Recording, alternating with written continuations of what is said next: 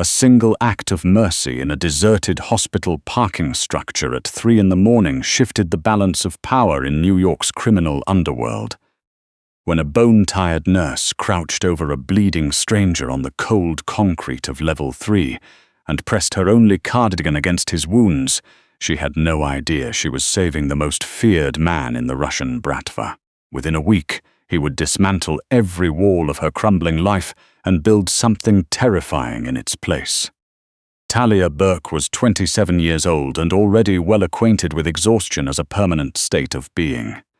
She was the sole night shift ICU nurse on Ward 9B at St. Vincent's General in Manhattan, pulling 12-hour shifts that routinely stretched to 14 because the unit was perpetually understaffed. At 28.40 an hour, before taxes, her take-home barely covered the rent on her studio apartment in Sunnyside, Queens, and the $2,800 monthly installment she paid toward her mother's treatment costs. Eleanor Burke had been diagnosed with stage 3 ovarian cancer 14 months ago. The oncology team at St. Vincent's was good, not exceptional, but good, and the hospital's patient assistance program had covered the first round of treatment. But the program had been restructured in January. New qualifying criteria, new income thresholds. The letter arrived on a Tuesday, formal and bloodless, informing Talia that her mother's application had been denied. The outstanding balance, $187,000 and climbing. Talia had 3 things in her nurse's bag that night. A granola bar she'd bought from the vending machine on her break at 11 p.m., a travel-size bottle of antiseptic, and a thin knit cardigan she kept for cold storage room visits. That was the full inventory of what she was carrying when she walked into the parking structure at 3:14 a.m. on a bitter Thursday in February. She had meant to go straight to her car, a 2016 Honda Civic with a cracked rear bumper parked in spot L14 on level 3. She had planned to drive to Queens, sleep 4 hours, and be back on shift by 7 a.m. She had not planned for what she heard the moment she stepped off the elevator. A sound, not loud, more of a wet, controlled exhale, the kind of breath a person makes when they are fighting very hard not to make any sound at all. It came from between a black Escalade and a concrete pillar near the stairwell. Every rational instinct told her to walk to her car. The parking garage at 3 a.m. was not a place for a woman alone to investigate strange sounds. She knew that. She investigated anyway. The man was on his back, one arm braced against the pillar, the other pressed flat against his left side. He was wearing an expensive charcoal overcoat, the kind that more than her monthly rent, and it was dark and saturated across his ribs. His face was angular, striking even in distress, strong jaw, dark hair, eyes the color of winter ice that snapped to her the instant she moved into his line of sight. "Walk away," he said. His English was perfect, lightly accented. Russian, she thought immediately. His voice carried the absolute authority of a man who was never disobeyed, even now, bleeding on a parking garage floor. "Keep moving. You did not see this." Talia's training did not give her the option to keep moving. She was already crouching, her bag off her shoulder, her hands moving toward the source of the bleeding. "How many wounds?" 3. He grabbed her wrist. His grip was iron. "I said, walk away, nurse." She looked down at his hand, then up at his face. "You're losing too much blood. Stab wounds?" A pause, then yes. Deep. 1 is. "Then I'm not walking away." She met his eyes steadily. "You can keep holding my wrist, or you can let me stop you from bleeding out on level 3, your choice." He released her. She worked fast, the way 14 months of ICU shifts had taught her to work. Calm hands, clear head, no wasted movement. She didn't have proper supplies. She had antiseptic, her cardigan, a granola bar, and the belt she pulled from around her own scrubs. She pressed the folded cardigan against the deepest wound, positioned his hand over it, and cinched the belt over the highest wound with enough tension to slow the bleed. "Keep even pressure," she told him. "Don't let up, not for a second." He did exactly as she said. He watched her with those pale, calculating eyes, and she had the uncomfortable feeling of being assessed in real time, logged, categorized, filed somewhere permanent. When she finally sat back on her heels to take stock, she noticed his lips. They had gone from pale to bluish at the edges. His skin was cold to the touch, mild shock, blood sugar crash incoming. She pulled the granola bar from her bag. It was peanut butter chocolate chip, the only thing she'd eaten since noon. She'd been saving it for the drive home. "Eat this," she said, pressing it into his free hand. He looked at her, at the granola bar, then back at her, at the dark circles beneath her eyes, at the faded St. Vincent's lanyard, at the way her scrubs bagged slightly from too many shifts and not enough meals. "I don't." "You're going into shock. Your blood sugar is dropping. Eat it." Her voice was firm and not unkind, the same voice she used on patients who refused medication at 4 a.m. "I need you conscious, and I need you to stop arguing with me." He ate it. Slowly at first, then with the concentration of a man who hadn't eaten in some time. Neither of them spoke. Somewhere below, a car engine turned over and drove away. The fluorescent light above them buzzed and flickered. "What is your name?" he asked when the bar was gone. "Talia." He studied her face the way people rarely studied her face, as if committing it entirely to memory, storing it somewhere that would never be misplaced. "Talia." He said it once, quietly, like he was locking it away. "You should not have stopped." "Probably not," she admitted. In the distance, she heard the faint sound of engines, not a random car, multiple vehicles moving fast and deliberately. Her pulse spiked. He heard it too. His posture changed instantly. "Go now. Take the elevator and go directly to your car." His eyes were urgent but controlled. "You were never here, do you understand me? You were never here." "You're not stable." "My people are coming. Go, Talia." He looked at her steadily. "Please." She stood. She looked at him for one more second, the man on the floor of the parking garage, pressing her old cardigan against his ribs, watching her with eyes that were already sharpening as the sound of approaching vehicles grew louder. She went to her car. She drove home to Queens with her hands shaking on the steering wheel and her bag one granola bar lighter, completely unaware that the man she had just saved was Vadim Morozov, head of the Morozov Bratva, the oldest and most powerful Russian organized crime syndicate in North America. A man whose name made entire precincts go quiet, whose operations stretched from the Brooklyn waterfront to the financial corridors of Midtown Manhattan, whose enemies had a habit of disappearing without the courtesy of explanation. She did not sleep when she got home. She lay on her narrow bed and stared at the ceiling and listened to her mother breathing in the next room, and she told herself she had done the right thing and tried very hard not to think about what she had seen. The changes began 4 days later. On Monday morning, Talia's phone rang while she was folding laundry before her evening shift. It was the billing coordinator at St. Vincent's Oncology Department, a woman named Miss Flores who had called twice this month, with increasingly tight-voiced reminders about the outstanding balance. "Miss Burke," Miss Flores said. Her voice was different this time. Careful, almost uncertain. "I'm calling because there's been a development regarding your mother's account." Talia sat down on the edge of her bed. "An anonymous donation has been made to cover the outstanding balance on Eleanor Burke's treatment plan. All of it, $187,000. It was wired this morning." A pause. "I also want to let you know that we've received a referral placing your mother with Dr. Priya Anand at the New York Center for Oncology. Dr. Anand she's considered one of the top 3 oncologists in the country, Miss Burke. The Covering Foundation is handling all costs, transport, housing supplement, everything." Talia sat with the phone pressed to her ear long after the call ended. She was still sitting there when the second call came.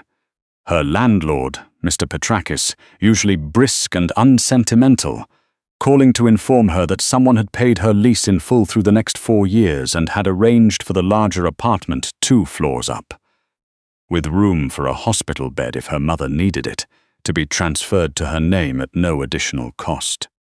By the time she walked into St. Vincent's for her shift, her head was ringing with the scale of what was happening. Nurse Patterson, the head nurse on Talia's unit, a tightly wound woman who had been weaponizing Talia's schedule for months as punishment for the personal days Talia had taken during her mother's worst stretches, called her into the office before she could even reach the nurse's station. "Sit down, Burke." Patterson looked like she'd bitten into something sour. The hospital received a significant donation this morning, earmarked for the ICU Research Fund, $3 million. She set a folder on her desk. With a rider, the donor stipulated that one Talia Burke, by name, your actual name in the legal documents, receive a senior clinical coordinator position with a salary adjustment, protected scheduling, and full dependent health benefits. Patterson's jaw was tight. "So whatever you did to make a friend in high places, I would very much like to know about it. But since that is apparently none of my business, welcome to your new position." Talia walked out of that office and stood in the hallway of Ward 9B and simply breathed. Someone was systematically dismantling every crisis in her life, one by one, with surgical precision, and she knew with absolute certainty who it was. The confirmation came at 6 p.m., as she was leaving for the night. A man was waiting on the sidewalk outside the hospital entrance. He was built like someone who had never had to explain himself physically, impeccably dressed in a dark wool coat, standing with his hands folded in front of him. He regarded her with the calm, flat patience of someone who was very good at waiting for things. "Talia Burke," he said. "Yes. My name is Boris Zaitsev. My employer would very much like to thank you properly for your assistance last Thursday." He extended a heavy cream envelope. "He requests the honor of your company for dinner this evening if you are available." Talia looked at the envelope, at Boris Zaitsev, at the waiting black Suburban at the curb, engine running. "And if I say no?" Boris considered this with the expression of a man who has been asked to deliver bad news on behalf of someone else. "He said to tell you, and I am quoting directly, that you gave a dying man a granola bar and didn't ask for anything in return.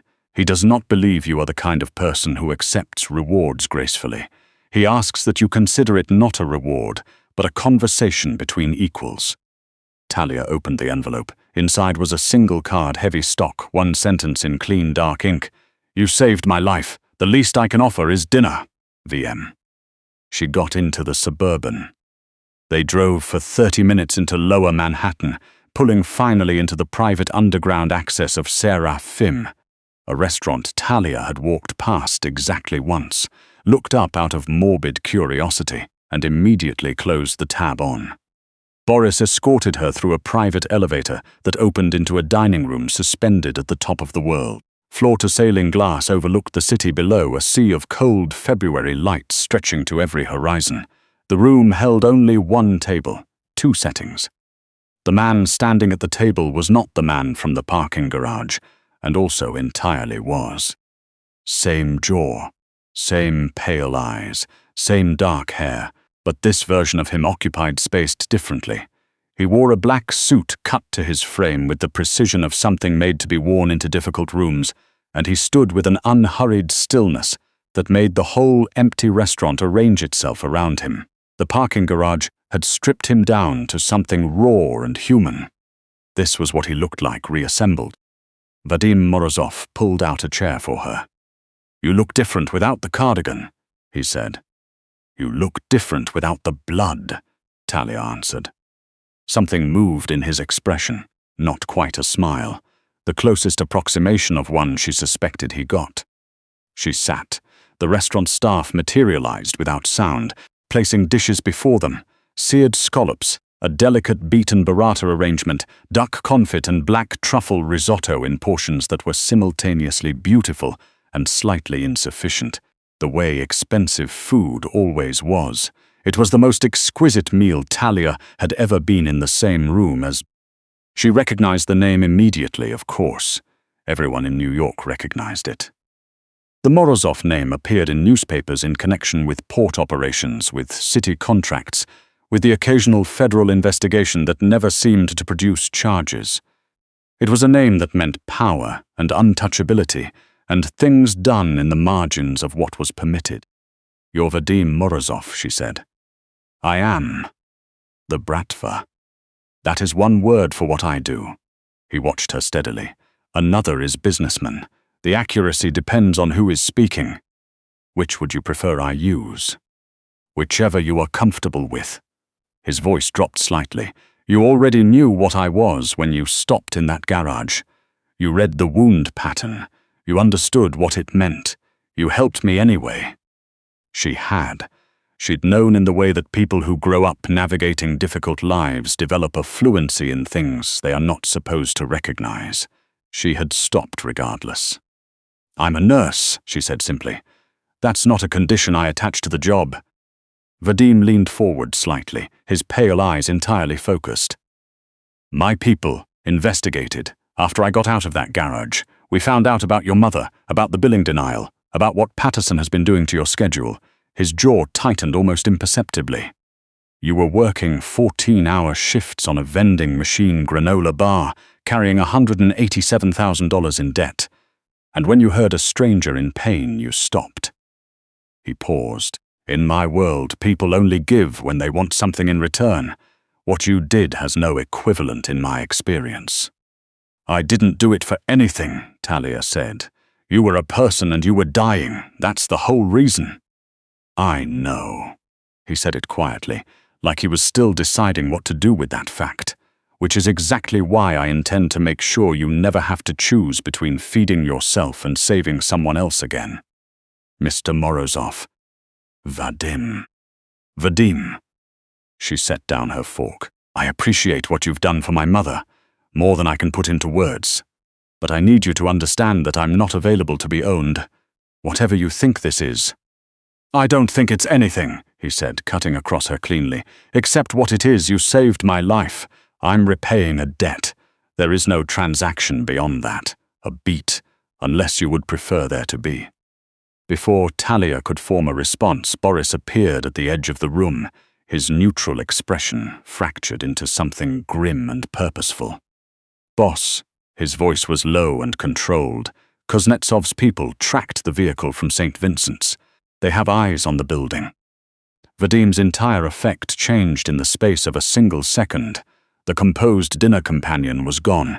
In his place was something colder, faster, and terrifyingly deliberate. He was already moving. Talia, stay close. Do not move without my instruction. She didn't have time to argue. The windows of the dining room detonated inward simultaneously, shaped charges. She would understand later, designed to shatter glass without structural damage. The room filled with the concussive percussion of flashbangs and the shouts of men in black tactical gear flooding through 3 entry points at once. Vadim moved like a man who had been running toward violence his entire life and had finally stopped pretending he was walking away from it. He crossed the space between them in 2 strides, his arm wrapping around Talia's body, hauling her behind the massive marble service bar as the first volley of automatic fire tore across the dining room. She hit the floor and her hands were already up, protecting her head. Shattered crystal rained from above. The smell of gunpowder was sudden and absolute, replacing everything warm the room had held moments before. Vadim crouched beside her, a heavy pistol in his hand, his eyes tracking the room with the calm of a man running calculations rather than feeling fear. There is a steel door behind us. It leads to the kitchen. His voice was level. Certain. When I tell you to move, you move. You don't look back. You don't stop. Across the room, Boris had overturned a table and was returning fire in controlled, methodical bursts. 2 shots. Pause. 2 shots. Working. The right flank with the economy of someone who had done this before many times and found it unremarkable. Boss, 6 men through the north entrance, Boris called. We need the service route. Taking her now. Vadim looked at Talia. Up close in the chaos, his face was completely steady, steadier than she would have thought possible. He placed one large hand against her jaw and made her look at him. You are not going to die tonight. I need you to trust that completely. Can you do that? She thought strangely of the cardiac ward, the way she talked to patients who were frightened. The deliberate certainty she projected, because certainty was sometimes the only thing she could give them. She understood what she was looking at. "Yes," she said. "Good. When I stand, run." He stood, 3 shots precise and fast, suppressing the left entry point. "Run." Talia ran. The 4 seconds across the exposed floor of the dining room were the longest of her life. She hit the steel door at full speed, shoved through it into the white-bright chaos of the commercial kitchen. Chefs and line cooks were pressed flat against the walls or already retreating toward the walk-ins. Nobody moved. Vadim was 3 seconds behind her, Boris covering their exit with a flashbang that turned the dining room white with light and sound. "Freight elevator," Boris said, already moving. He punched a 6-digit code and the industrial gate slid open. As they descended, the adrenaline began its retreat, leaving Talia's legs weak and her breathing shallow. She leaned against the elevator wall and pressed both hands flat against the cold metal to steady herself. She looked at Vadim. The left shoulder of his black suit jacket was torn, and through the tear in his dress shirt, she could see a fresh, dark stain spreading outward. "You're hit," she said. "It's a graze." "Show me." He didn't argue.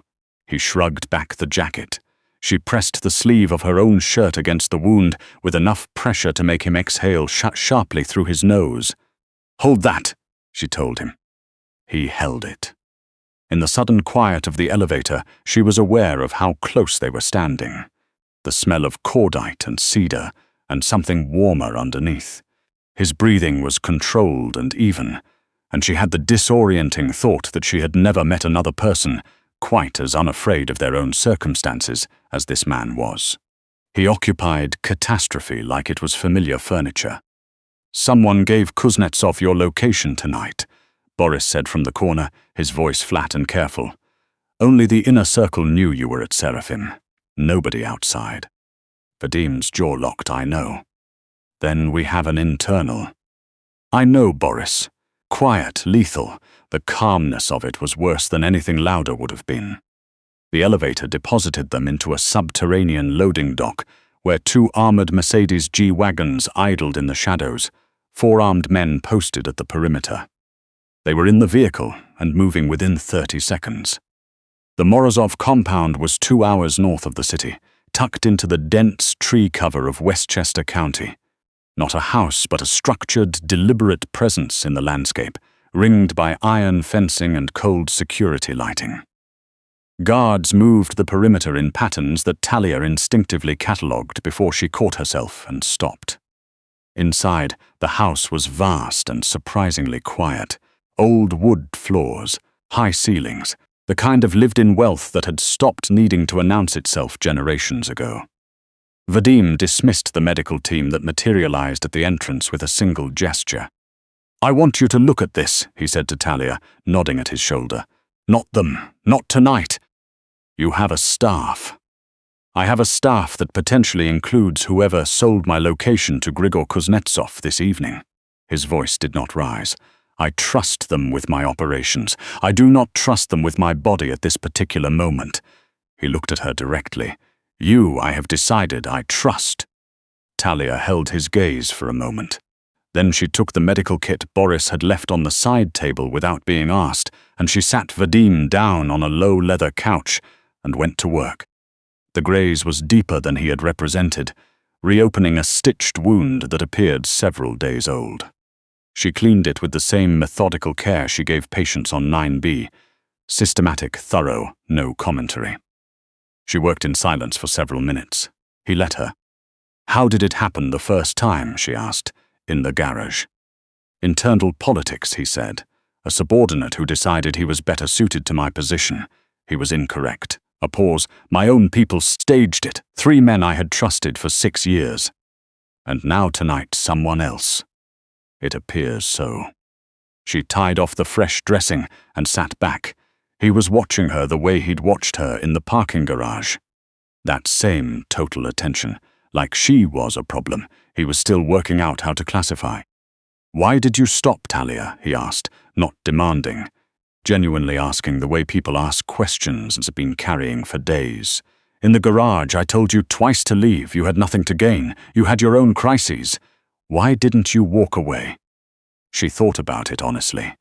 My mother used to say that the worst thing a person can do is walk past suffering because it isn't convenient, not because of anything that comes back to you, just because it's wrong. She met his eyes. You were dying. I'm a nurse. That's really all there was to it. Vadim was quiet for a long time. You are going to be very difficult to protect, he said finally. I didn't ask to be protected. No. He leaned forward, elbows on his knees, pale eyes level with hers. You rarely ask for anything, I noticed. He paused. Kuznets people know about you now. They saw you with me tonight. In their logic, you become leverage, something that can be used against me. He said it the way he said everything, as plain fact, without drama or decoration. They will come for you. That is not a threat I'm manufacturing to keep you close. It is simply what will happen next. Talia let that settle over her. She thought about her mother in the new private room at the New York Center for Oncology, with Dr. Priya Anand reviewing her chart for the first time. She thought about the senior coordinator position, and the 4-year lease, and the weight she had been carrying alone for 14 months that had, impossibly in the space of 4 days, been lifted. She thought about what kind of justice actually reached the people the law had already decided to leave behind. The door opened. Boris entered with a hand on the collar of a man Talia didn't recognize, late 40s, expensively dressed, face grey and slack with a fear that had moved past the performing stage into something real and quiet. He stumbled when Boris released him, catching himself on the arm of a chair. Oleg Savin, Vadim said. His voice was very soft. My head of security coordination. He did not look at the man. He kept his eyes on Talia as he spoke. Oleg, how long have you been feeding information to Kuznetsov? What followed came in broken, desperate pieces. An approach 6 months ago. A promise of protection for Oleg's family abroad. An escalating series of disclosures. Tonight's address, handed over 2 hours before the attack. He said he just wanted you, Vadim, Oleg said, his voice cracking. He promised if I gave him enough, he'd leave the rest of the operation alone, he said. He lied, Vadim said. That is what Kuznetsov does. He spoke 2 sentences in Russian to Boris, very quietly. Boris nodded. He took Oleg by the arm and led him out of the room. The door closed. 60 seconds passed. She was counting without meaning to. She heard a single muffled sound from somewhere down the corridor. Talia sat very still. Vadim turned back to her. He read her face with the same precision he applied to everything else. He did not apologize or explain what he had done. This is what I am, he said. You knew it in the parking garage. You have known it since you heard my name. I'm not asking you to be comfortable with it. I'm only asking that you see it clearly, with no illusions left. She should have been more afraid than she was. The fear was there. Somewhere underneath everything else, present and honest, but it was quieter than expected, pressed under by something she didn't have a clean name for yet. Vadim crossed the room and crouched in front of her, bringing his eyes level with hers. Up close in the stillness of the compound, she could see the exhaustion behind his composure, the particular kind she recognized immediately, the exhaustion of someone who had been carrying something enormous for a very long time, without anyone noticing. You gave a dying man a granola bar and the cardigan off your back, he said. And you asked for nothing. In 36 years, nobody has done that for me. He paused. I can't undo what I am, but I can make sure no one and nothing ever touches you or your mother again. I can make sure you never have to choose between your dinner and someone else's life. His voice was low. If you'll let me. Talia looked at him for a long moment. She thought about the kind of safety the world had never offered her, the kind you can't file paperwork for, can't apply to a program for, can't work extra shifts to afford, the kind that simply existed because something powerful had decided that it did. She reached out and adjusted the edge of the bandage on his shoulder that had started to peel at the corner. A nurse's reflex, pure habit. He went completely still at the touch. You'll need to change that dressing again in 6 hours, she said, or it'll stick, and you'll tear it reopening it. Something shifted in his expression. Not the controlled warmth she had seen at Seraphim, but something quieter and less practiced. Something that looked like it didn't get much use. "Then you'll stay," he said. It wasn't entirely a question. "For 6 hours," she said. The ghost of a real smile crossed his mouth. "We'll negotiate the rest." Outside the compound's tall iron gates, New York glittered in the February dark, indifferent and enormous, going about its business the way it always did.